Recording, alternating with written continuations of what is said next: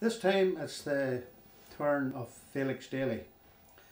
Felix Daly is going to relate a few memories he has of its long association with the GAA in the Lissummon Club, Lissummon County Armagh that is. And Philly Daly holds many personal records in the GAA, which he's going to tell us about. But first of all, Philly, what's your earliest memories of GAA? Take us back to the midst of time. My earliest memory would be going to football matches. I live in Points Pass here, where the local club was O'Hanlon's, and whenever I was small, and my father would have been playing, and going to matches with him and my mother and the family every Sunday. We went every Sunday somewhere different. We didn't maybe watch the matches much. We played with our children around the fringes of the park, and then I remember at the time that O'Hanlon's were playing down at the Canal Bank down near where I live there, and we went every Sunday down to see a match. And there would have been Lissummon people there as well at that time, because Lissummon didn't have a team. I remember Felix Quinn supporting O'Hanlon's, and he would have brought his boys down, and we would have played together through the fields and that. You know. So this was the seeds been planted then? This would have been mid-60s, around about 60s, right. 60 to 66 or around that time, and then the O'Hanlon's club sort of folded up. Was there much of a GAA ethos in your house? Like, I mean, would your father and parents been sort of listening to the radio? Oh yeah. Any memories of that? Down were very big at that time. Down won All-Ireland in the early 60s and 68. I can remember listening to that on the radio. My mother was from County Down, Glen Club. Her brothers played for Glen. At least 3, maybe 4 of them played for Glen at that time, and so they were big Down supporters. And we would have went to Down matches as well that were local. I remember even been at one stage been in Crow Park supporting Down in the semi-final with my uncles. Did you have any heroes in those days? Were you looking towards any particular player and say, well, of course, that's what I want to be? Yeah, well, of course in them days was people like Joe Lennon, who was a local man here, and Sean O'Neill. There wasn't much talk about Armagh teams and Armagh players at that stage. It was only really in '77 when Armagh came to the fore that we got to know the team, and we knew, and I actually knew a few of the guys. Went to school with Jimmy Smith and guys like that there, who would have been heroes to me as well. Jimmy Smith, Colin McKinstry, Peter Ahern. And your family was Armagh supporters, yes, even though you lived quite close? Yeah, we're very close to Down. And my mother was from County Down, but we were Armagh supporters, always were. So you would have got caught up in this intense rivalry? Oh yes. There would have been, you said that there was cousins of yours playing for Down and Down teams while you were Armagh. What sort of reaction and went on with that? Well, it was all one way from their side. Like, there wasn't much back from us because we didn't have much to talk about at them days. Even up until we won the All-Ireland, Armagh won the All-Ireland, we had very little to talk about. I remember back in '77 when Armagh won the All-Ireland final. Down was in Down were in the minor final that year as well, and of course the Down people were supporting Down and supporting Armagh, and we were, I suppose, in a way supporting the same, hoping that Armagh would win. Maybe not that worried for the Down one or not, because they already had won a few matches. You know. Then it came to time where you put on the boots yourself. Did you have schoolboy football? Yes, we did. We went to the local primary school here, and the late Mick McCaveney used to come during the day and take us round different schools. We played in Mullerbrack, we played in the athletic grounds in Armagh, I remember. About a dozen of us inside his Ford Anglia headed off to matches. Who learnt you the skills? Who would have did the bit of coaching then? Would it have been Mick? Or? He did a bit of coaching, but very little. Very little. He just organised us into a team and threw the ball in, and it was every man for himself. I would have probably got more coaching from my uncles in Sands. I used to stay a lot there. These were your Down uncles? Down uncles, yes. And we played football. They had football posts up behind the house, and we played there. every evening, the summer evenings and Sundays and that. So would I be right in saying that you were dead keen to become a GAA footballer, and then the local scene, the team went out of existence? Out of existence, yeah. So what happened then? Well, then there no football, no much interest in football. Probably wasn't good enough to play on the team at school, although I was in the same class as Mark Turley. He went on to play for Down for years and years. If you weren't good enough in St Colman's to get on the team, then you were sort of overlooked as far as football is concerned. You know, if you were good enough, you were well looked after, and obviously he was and I wasn't. So I can remember being at school, and Lissummon had started at that stage, and Father Haggett taught me in St Colman's, and he kept talking about Lissummon and this, that and the other. And then Charlie Murtagh and Martin Murtagh, who I run about with, were playing with Lissummon, and they took me to a few matches, and then just got in there. And how far is Lissummon from where you live here in Pointserrat? It's about 4 mile, I would say, around about 4 mile. So you started playing there? Started playing there, yeah. First memories of Lissummon match would have been in playing in Lissummon, would have been the Green Road. So Lissummon for some reason didn't have, they were in the process of getting a field or whatever, and didn't have a field at the time. I played in the Green Road, opposite St Paul's School, or beside St Paul's School there, and that's my first memories of playing.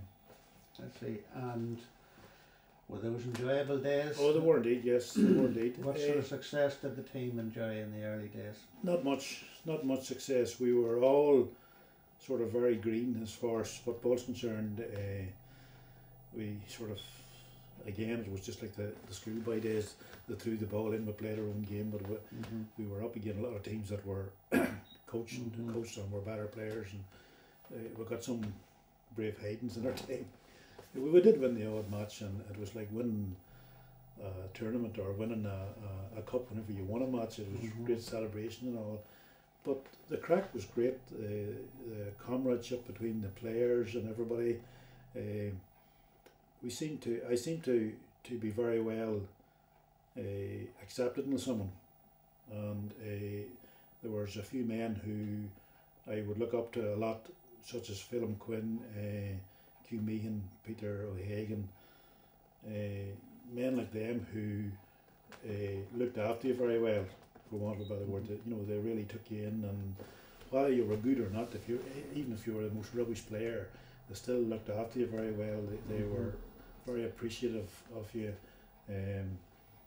They always had a good word for you, always encouraged you and things like that.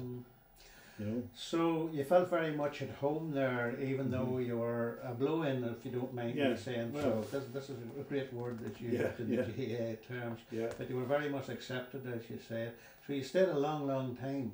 How long? Well, I stayed all my playing career, and long after I was secretary of the club. Became secretary of the club. You became secretary of the club. Within about 4 years, I suppose, of having joined the club, and was secretary of the club for over 30 years. Secretary of the club for over 30 years in the summer. That's and without a break, basically without a break. And all my playing career was practically all my playing career. I was there and long afterwards. Would any of your committee duties involve you going to county board meetings? Yeah. You were a club delegate as well. Yeah. How did you find that? What sort of an experience was that? You know, you're coming from a small club. Coming from a small club who, suppose, didn't have a big say. A lot of the decisions were influenced by bigger clubs. Obviously, they were bigger clubs. They probably had better speakers. They tend to be listened to more by the county board than the smaller clubs. You know, it's changed. I suppose it changed slightly towards the other end, like that the bigger clubs didn't. You know, the smaller clubs got a voice in, basically. You know, but it was.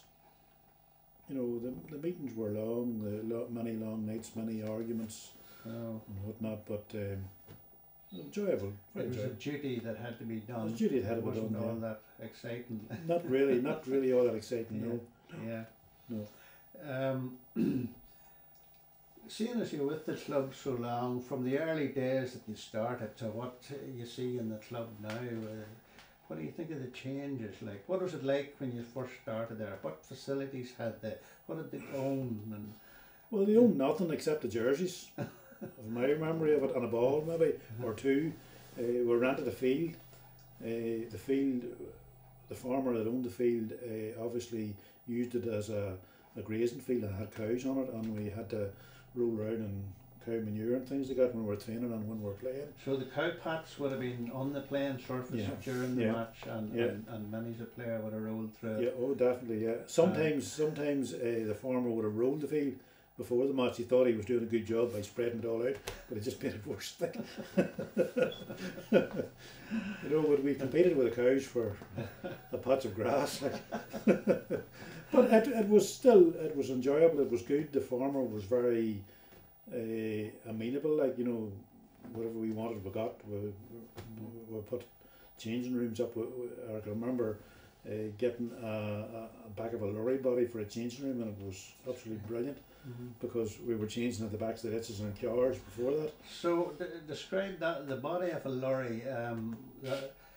What was that? Was that like a large van? Large van, yeah. And it had with a shutter door at the back. And that was the changing. That was the changing room, yeah. And did both teams went to that, or just the one? I think so. Well, generally, whenever the visiting team come, if they seen that was all there was and we were in it, they didn't come in. They changed in their cars, you know. So I suppose that was an improvement. That was an improvement from leaving your clothes in the back of the ditches, as say. Yeah, that's right. That's right.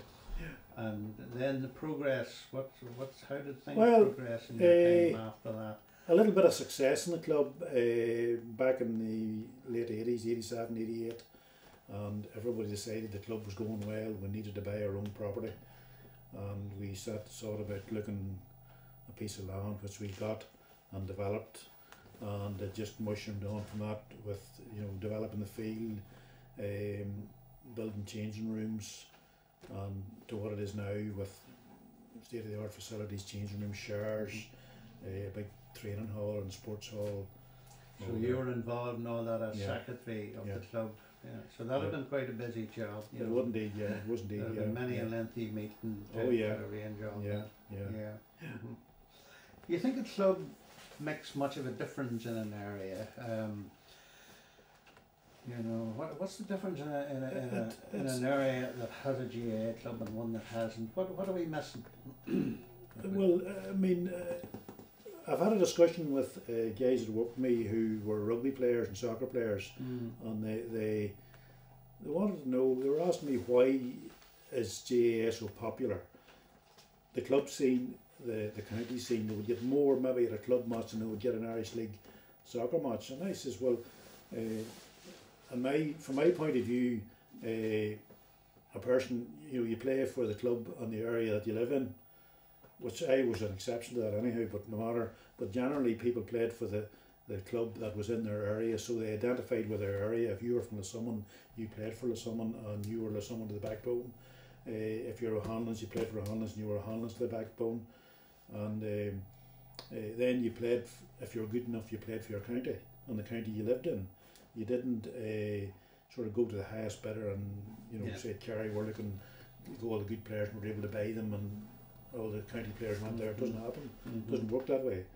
So so Armagh, for instance, won All Ireland, and Kerry has won I don't know how many. Like, but I mean that one All Ireland meant more to me and to all the Armagh supporters than 20 All Irelands did to Kerry, because it was the one we got and the one we waited for years and years.